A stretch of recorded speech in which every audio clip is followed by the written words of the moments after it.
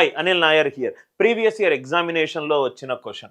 Income is equivalent to expenditure plus saving. Income గనక 100 రూపాయలు గనక అవుతే సేవింగ్ 12 రూపాయలు అవుతే ఖర్చు ఎంత అయినట్టు సార్ 88 అయినట్టు. ఈ ఫస్ట్ స్టేట్మెంట్ ప్రకారము ఇది mathematical expression. If she spends ఎంత ఖర్చు పెట్టింది 88 రూపాయలు కాస్త క్వశ్చన్లో ఎంత ఇచ్చాడు 2,16,128 ఇచ్చాడు. అయితే 100కి ఎంత అవుతుంది? దీన్ని మనం మల్టిపుల్ యాంగిల్స్లో చూడొచ్చు. 8 కాస్త 8 అయింది.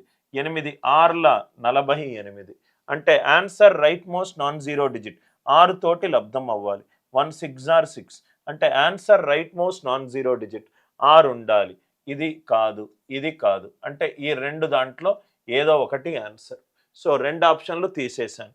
దాని తర్వాత 100/88 ఇంటూ 2,16,128. 8 + 8 ఎంత 16 అంటే 7 కాబట్టి పైన కింద 4 తోటి లబ్ధం చేశాను.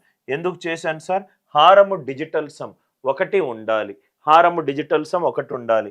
హారము డిజిటల్ సమ్ 7 4s are 28 కాబట్టి 1 100 ఏమో 1 2 + 1 + 6 పోయింది.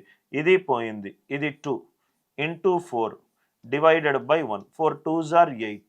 ఆన్సర్ డిజిటల్ సమ్ 8 ఉండాలి. ఆన్సర్ డిజిటల్ సమ్ 8 ఉండాలి. 5 + 4 9 ఇది 2 + 6 8 కాబట్టి ఆప్షన్ సి కాదు. డిజిటల్ సమ్ ద్వారా right most non zero digit ద్వారా ఈ క్వశ్చన్ని మనం ఈజీగా సాల్వ్ చేయొచ్చు.